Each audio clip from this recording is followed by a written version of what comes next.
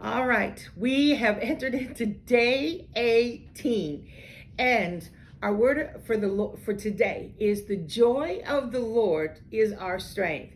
I was thinking these last couple days, and I'm a person that loves fun. Of course, if you attend here, you know that that's evident by the events that we have and just how we do church. We laugh a lot, and we really believe that faith and fun collide on an ongoing basis. But with everything that's been going on and the separation of so many of our beloved family members here at BCFC and the connection that we would normally have, I was thinking about laughter. And I got chuckling about something, and I realized, boy, you haven't been laughing as much as you laugh. There's something very powerful about laughter, and it reveals the joy that you are expressing and the joy that you're living in. And that was a conviction to my soul, because I thought, have I allowed my circumstances to steal my joy or to diminish it in some capacity? I hope that you have not done the same, but if you have, listen up, because we are going to allow the joy of the Lord to be our strength today and tomorrow and next year and the years after that. Really and truly, happy people are strong people. Happy people get more done. Depressed individuals, they lack energy. I mean, it just makes you want to go back to bed, put the covers over your head. But people that have a lot of joy, did you notice that when they get up, I mean, they're usually very happy in the morning. Not all, but I mean, they've got energy. And if you're not a morning person and you're around a lot of energy, it's like, wow, that's a lot of joy facing you first thing in the morning.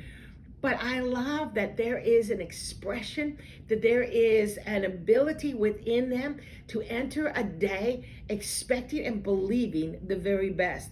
And so I thought that I would give you some quotes today, hopefully just to remind you the power of joy. Of course, our good friend Jesse Duplantis always is a trademark for joy.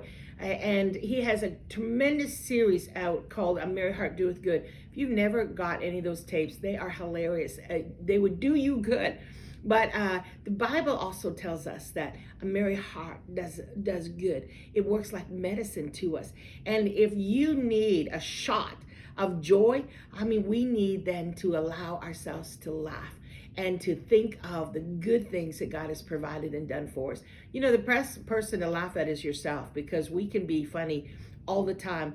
And if we can laugh at ourselves, we can pretty well laugh at anything that happens in our life.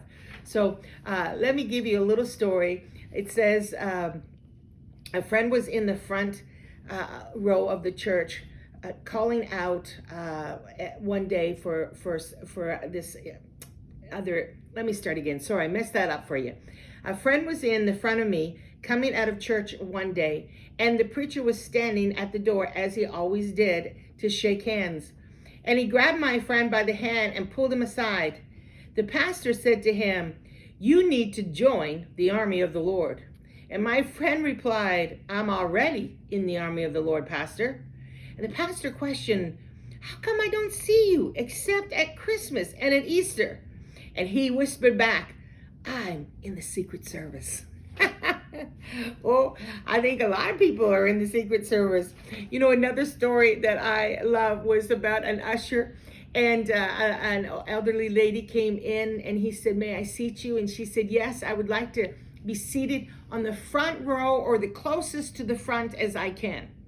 And the usher said, "Oh, ma'am, you do not want to be seated on the front row or in that front area."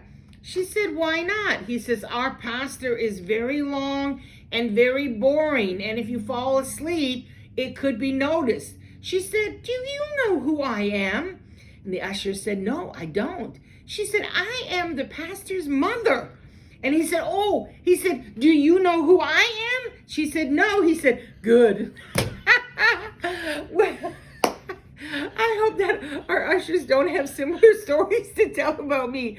But again, laughter is a great antidote, for us.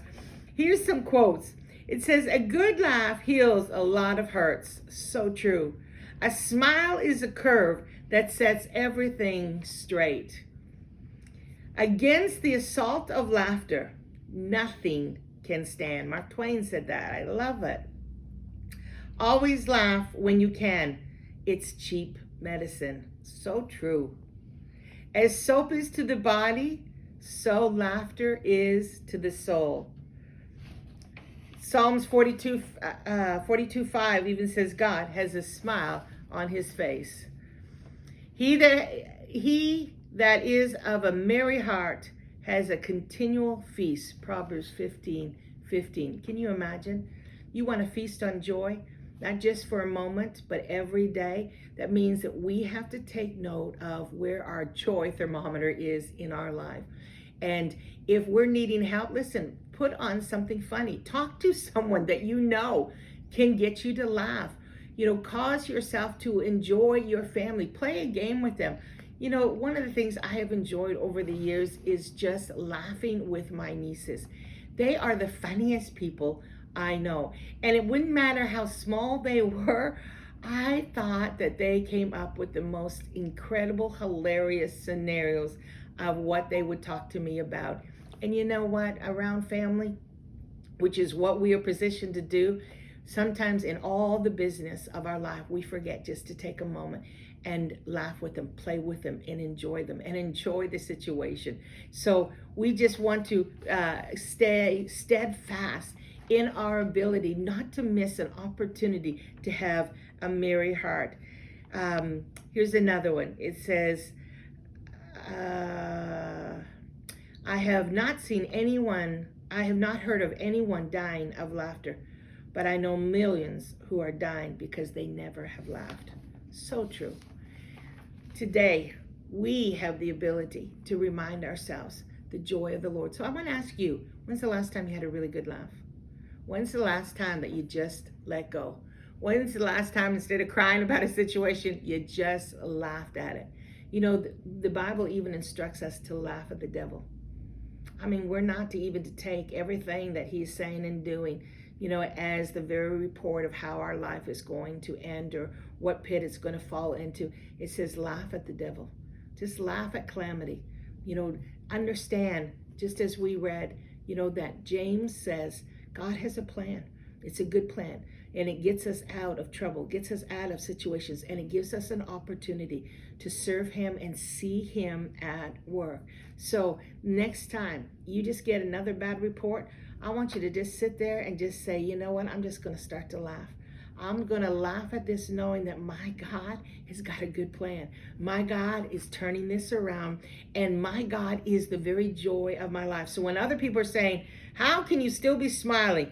Because God is your joy, and he provides strength no matter what situation you're facing, in your marriage, in your physical being, in your financial situation, for plans that you have in your future, for your business situation. Whatever you're facing today, God has a plan. So can I just pray for you? Father, in Jesus' name, I thank you that joy is a product of the fruit of the Spirit. And Lord, that when we are facing situations, because you are joy and you are within us, all we have to do is yield to the joy of the Lord and allow it to minister to every part of who we are, our mind, the weariness of our body. And Lord, allow the joy of the Lord to overtake us. So I speak joy into your life today. I thank you for strength arising. I thank you for hope being an anchor for your soul. And no matter what storm comes, holds you steady in the midst of it. In Jesus' name today, let your joy be heard in laughter.